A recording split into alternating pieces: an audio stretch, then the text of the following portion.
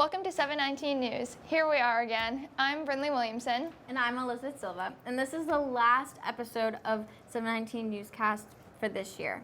I can't believe it. I can't believe it either. It's been such a great year for TV and for the school as a whole, even though there were challenges. There were definitely challenges, especially the beginning of the year I think was tough. But I really think, especially for me at the end of the year, it was a great year. And so much happened and so many people accomplished so much, And going into it, I was like, uh-oh, this is going to be a long year. Yeah. But it didn't feel as long, and it went pretty quick, and I really can't believe it's already over. Me too. It's crazy. It's crazy. Well, a group that really did not let the pandemic get them down was boys varsity lacrosse. They went undefeated this year and are MVC champs, which haven't happened in years. So let's go to the captains, reported by Williamson and edited by Lila Klosky. It's been a great year. I think we had some expectations going into it. We knew we were going to have a good team. Some good players, good coaches. But yeah, 9-0, so we're having a good year. To be a captain of this team that's being this successful, it's just an honor to support these guys and lead them through this season. It's been awesome. It's something I've been looking forward to for a few years. Kind of showing the younger guys, especially with us not having a season last year, showing them what high school lacrosse is all about. It means a lot to me this year because we have a great group of kids. They execute on the field, at practice, and at games. Biggest goal was the MVC championship for sure. Going into this season, we've never won an MVC championship, not for the past 15 years at least. 2005 was the last year that we won it. But now as we move through the season, obviously our eyes have gone further than that. We're looking for the state championship as well. And I think we got the guys to do it really.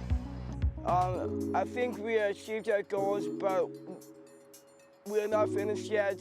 So our goal has been the title, but we take it day by day, practice by practice, game by game. With COVID this year, we don't have a locker room, which is tough. Having a locker room is pretty important, just developing those relationships between the players. Pre-game, just kind of getting the environment, everyone's suiting up together, the music. Post-game, not really having the same celebrations as before. We kind of bounced back from that. We set up tents over behind the tennis courts, and we just got the team together before the games, did what we could. And we haven't really been affected by COVID that much this year, luckily.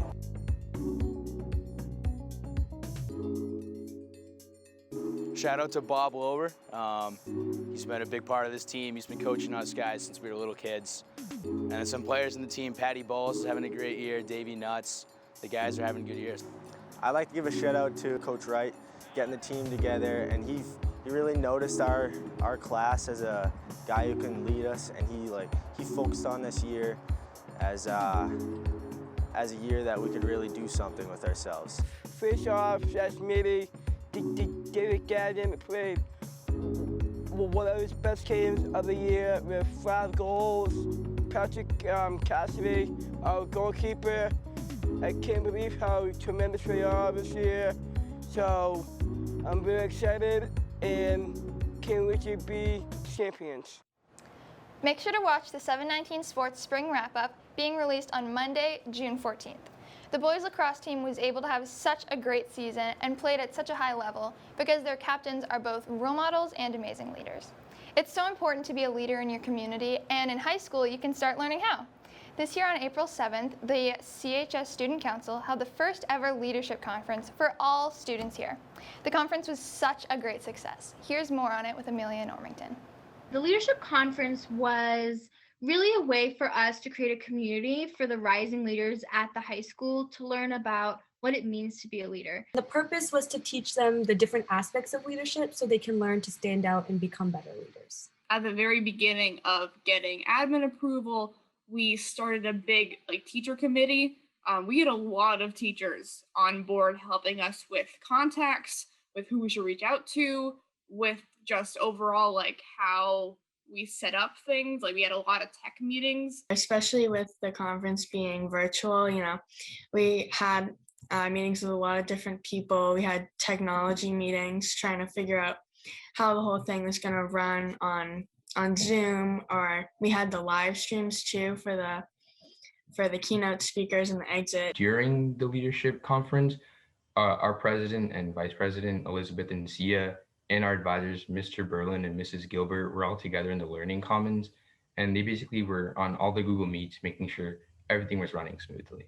I think the leadership conference was a great opportunity for students, especially because they heard real life experience. It wasn't just, people, talking about leadership qualities in general. Instead, there were specific topics, right, that students could choose which topic they wanted to go to and learn about.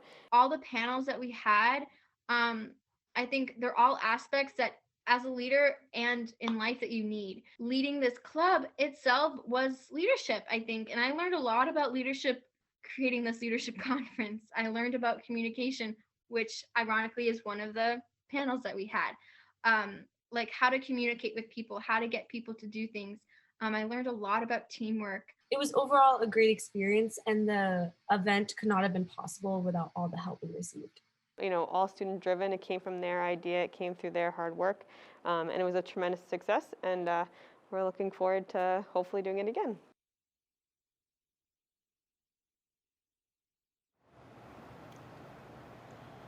The response we got from the conference was astounding, and as part of Student Council, I can say we are so appreciative, so thank you so much, and we can't wait for next year.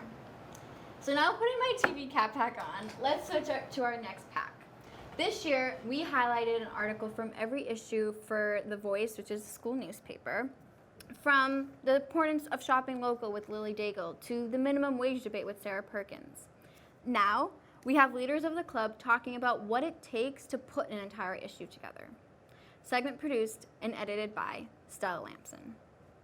I feel like The Voice is attracts a diverse group of talent, as in anyone can join as long as you're dedicated into it. You can just do whatever. I personally, sometimes when I want to take a break from writing, I'll do comics instead. So it's being able to branch out. The Voice produces 3 publications throughout a year. There's the fall issue, the spring issue, the winter issue, and then the spring issue, which is also the senior issue. Once an issue comes out, we spend the next few meetings brainstorming. We put it all into a Google Doc. Thinking about ideas, what are students interested in, which also goes back to it's by students for students. One thing that we did differently because of COVID was the senior issue, where every senior and what they're going to do next year, whether it's going into the military or college or the workforce. And the board members last year don't do a Google form, but we had to do one because that's the only way that we could even attempt to reach everybody, every senior this year. I was interested because I went to the club fair, and they advertised that they needed graphic designers and people to make pictures for the newspaper. And this year, as a graphic design coordinator, I got to control how the newspaper looked. So I did all the fun stuff like borders on the articles, and I also designed the cover pages, and I think that's really fun. I like reading other people's articles. I get to hear their opinions about stuff, and I think that's really interesting. Whether you're into art, even if you're not into writing, or if you want to do creative writing, poetry, writing about sports, school events, it's just a really cool opportunity to just get together with a ton of other students and be able to push out awesome publications. Regardless of what you're interested in, definitely The Voice is a place for everyone. Thanks to The Voice newspaper for all that they do for CHS. The 24-hour relay is a classic end-of-the-year event at CHS, and it's a crowd favorite. However, because of the pandemic, we all knew that it might be a little different. Lime was able to make the best of it and create an amazing relay this year that lasted 8 hours. It was such a blast. And some TV members, we both were in the at the 8-hour relay, and I had a team. We were called Bubble Soccer Bros. Wow. Yeah. My team, we were called Poot Friends, which, you spend enough time with your friends, you come up with things like that. Yeah, and Bubble Soccer Bros. Yeah. It was we were like, why? How did we come up with this? Yeah. It was tiring, but it was fun. And, Yeah. I think it's the most walking I've done all I year. walked 15 miles. I was dead. Yeah. My Apple Watch died. Oh, wow. That's how much I walked. But it was fun. Yeah, it was amazing. And if you want to hear more about this super fun event, here's Lila Kowalski at the 8-hour relay. All right, I'm here with Mr. Bartos, one of the advisors of Lyme. So how's the relay going so far? I think it's going great. We got not only great weather, but we got great people and a really nice atmosphere out here today. So, as your board of Lyme, you kind of helped like set this up. So how has it changed? It's definitely a little different looking. So what's like main things that have changed? For sure. The biggest thing is that it's not 24 hours, it's 8 hours, which is sad, but we did what we could. And it's a lot smaller, but we got a really great group of people here today. So we're still doing awesome. So on some of the positive notes, we've got teams still participating. We got people doing laps, all sorts of games. We got chalk, we got food. So it's nice to see some of the normal stuff too. So, obviously a little bit different circumstances. Why did you guys still find it important to have the 8-hour relay this year? Lyme has always been about creating leadership opportunities for its students. And so to be able to still allow students to become leaders among their friends in their community, that's number one. So it's definitely toasty out here, and then, you know, pandemic. So how are you guys trying to keep everyone nice and safe and cool and all that? Yeah, we have everyone wearing masks out here, lots of tents, lots of water. We're going to have a secret water gun fight at some point to keep everyone cool. For anyone else who might be interested in doing this next year, do you have any like recommendations of why they should join? Yes, so it's usually, as we can see right now, it's like one of the last few events of the year, so it's a really good chance for everybody to kind of get together for one last big event. Have they done any events today so far that you have had fun at? Yeah, so we had like chalk drawing contests, and we would hang around. There was like a theme lap. We had superhero, and that was a lot of fun. Nice, nice. Why'd you want to get involved in doing the relay? I don't know, it just seemed like a lot of fun, like a good way to hang out with everyone, have fun with your friends, and to also be like supporting our community. Enjoy the rest of the relay.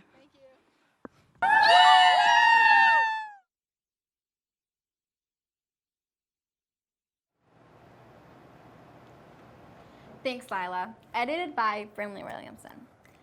So, throughout this year, you can kind of see a theme in our newscasts, resilience. And I think this year especially, our CHS community showed how resilient we are. All our students and faculty rose up to the occasion and rose above the pandemic. And we have accomplished so much, and I am so proud, we are so proud, the TV Club, to talk about that. And one group, the Theater Guild, they decided to have a movie called Pendleton Manor. And so many people were a part of it, amazing hard workers, all put it together. And we have all of them here, from actors, directors, writers, costume designers, camera operators, and much more. So let's hear from them about the movie. Segment produced and edited by Garrett Kelly.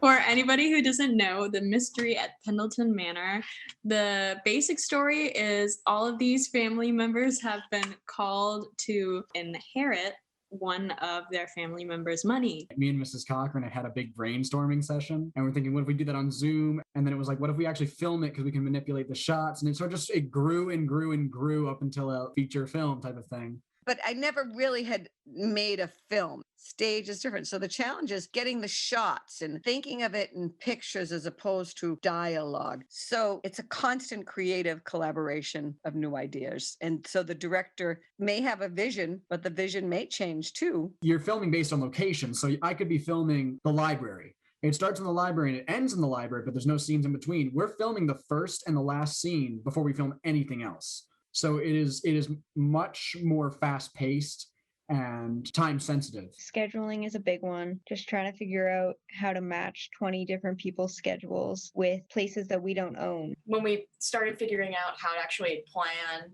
and know what shots we want in advance, we made a system. With this production, every time that we're there, we're learning something new because we're doing something different. You're all working together as you do for live theater too. And I find that to be really helpful, especially in this time where we don't get to see people a lot. Costumes for a movie versus an in-person performance varies quite a lot. So we had to make sure that all of the fine details were the same in every shot. So similarly to costumes, I think that props has, due to COVID, gone through a lot of changes. I just wanted to make sure that like all the props were just always organized I really love the creative aspect of it. It's kind of like with hair, you kind of have free range besides just making sure that like it will look good on their hair type. It was just great being a part of something. You can still have that little spark in a big production like this. When you watch a movie, you might not think about the music that's happening behind it, but if you really just watch a movie and try to focus on what the music is doing, you're going to understand that it really does a lot to your emotion.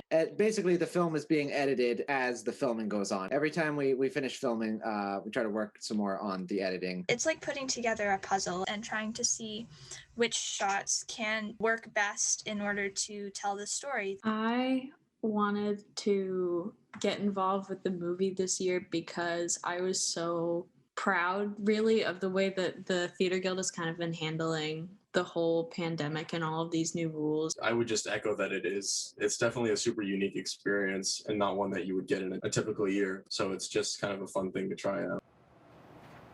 719 Arts is releasing a more in-depth video about the movie, so make sure to check it out. The first premiere of the movie was last night, Thursday, and I had the pleasure of going to the red carpet, and it was so much fun. That's so cool. I'm glad the movie was a success.